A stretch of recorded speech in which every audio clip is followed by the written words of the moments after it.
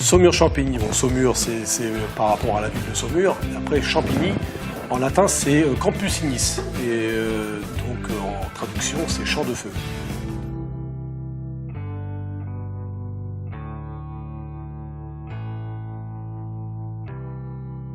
Nous ici nous sommes à Varin, on fait partie des 9 appellations de l'appellation Saumur-Champigny, qui compte 9 communes en tout, sur 1500 hectares de vignes. Nous on en exploite à peu près 38 hectares de vignes, majoritairement rouges, avec donc rouge Saumur-Champigny et cépage Cabernet Franc. Et donc l'avantage du Saumurois, c'est qu'on a une pierre qui est le calcaire, ou le tuffeau pour ceux qui connaissent un peu plus. Et c'est ce qui nous amène à une bonne alimentation en eau au niveau de la vigne. Donc en plus, je dirais, ça donne un côté plus rond pour les vins de Saumur-Champigny généralement. Voilà. Par le biais de du syndicat du Saumur-Champigny, depuis quelques années, nous sommes en train de remettre en place des haies, hein, comme on peut voir ici, une haie ici qui a déjà quelques années, 4, 5 ans, 6 ans même. Et on fait ça pour respecter au niveau environnement surtout. L'appellation Saumur-Champigny, on a ce qu'on appelle, donc c'est sur 9 communes comme j'ai dit tout à l'heure, et on a 2 styles différents. On a ce qu'on appelle les vins de la côte, donc ça part de Saumur jusqu'à Montsoreau. Là c'est ce qui longe la Loire. Et ici, après, on redescend un peu derrière le coteau, donc le vallon, donc les communes de Varin, où on est, nous, Chassé, Saint-Cyr-en-Bourg et Champigny. Voilà. Donc ça fait, je dirais, ça fait vallon comme ça chez nous, et après, sur le coteau, le haut du coteau, et après, vous avez tout de suite la Loire. Voilà.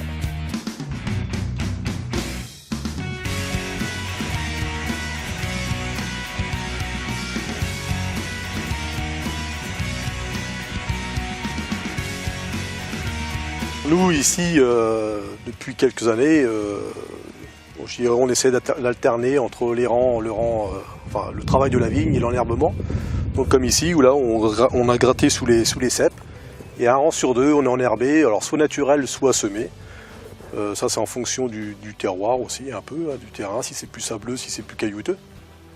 Et nous, on a 3 terroirs différents. On a argilo-calcaire, au tiers à peu près, des sables, et après des cailloux, sur aussi un tiers de la superficie. On passe beaucoup de temps dans les vignes.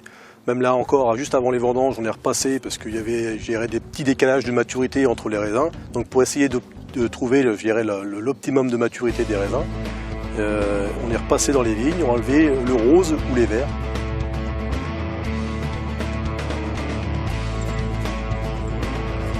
On a fini les vendanges il y a très peu de temps. Donc là, on a commencé les tirages de cuve, c'est-à-dire qu'on décuve. Ce qui se passe, c'est qu'il faut enlever le jus de la cuve, parce qu'en fin de compte, nous, on a reçu du cépage Cabernet Franc, qui est un cépage noir à jus blanc. Donc pour avoir la couleur, il faut laisser le jus et le raisin dans la cuve. Donc là, quand c'est fini de fermenter, on tire la cuve en fonction de ce qu'on veut, c'est-à-dire en fonction des terroirs aussi. Si on veut des vins plus fruités ou plus corsés, on va laisser plus ou moins longtemps. Là, on prend des vins plutôt dans un style, je dirais, en milieu de fermentation, enfin d'élevage, en cuve sous marc. Donc là, on va tirer le jus, et après on enlève le marc de la cuve, qu'on met au pressoir. Dans des petites cuves comme ça qui représentent 80 hectos de volume, 8000 litres, ça représente à peu près 1 hectare de vigne. Donc on peut faire des petites sélections, des petites parcelles, les unes avec les autres, ou une parcelle toute seule d'1 hectare. Et après, ça nous permet de faire déjà un petit assemblage dans la cuve pendant les vendanges. Et après, quand les fermentations sont finies, on goûte les vins, et après on peut assembler petite cuve avec une autre petite cuve, ou une autre moitié de cuve, ou alors avec une autre cuve avec un volume un peu plus important. Donc après, on choisit en fonction de si on veut faire des vins plus légers ou plus corsés.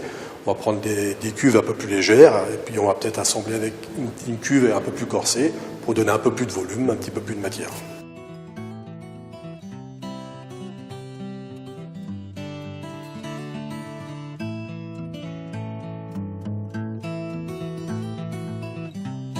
Je travaille sur l'exploitation depuis un peu plus de 10 ans avec mon mari, et j'ai repris avec la suite de mon père. On travaille surtout sur les Saumur-Champigny, des vins rouges rouges faciles à boire dans la typicité des vins de Loire. Donc on a vraiment 2 cuvées principales sur les rouges, la cuvée traditionnelle et une cuvée un peu plus haut de gamme sur les aïeuls.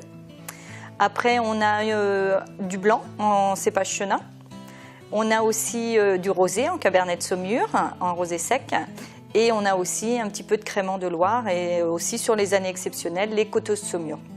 La typicité des Saumur Champigny, c'est des vins légers, fruités, faciles à boire, même sur tous les plats, tout au cours d'un repas. Donc des vins souples avec quand même beaucoup de générosité dedans, quoi. Pas facile du tout. C'est vrai que la viticulture, c'est quand même un cercle assez fermé quand même. C'est vrai que pour quelqu'un qui vient d'une centaine de kilomètres d'ici, c'est un peu compliqué au départ. Mais de fil en aiguille, avec les jeunes vignerons, même les moins jeunes, on est vite adopté, quoi.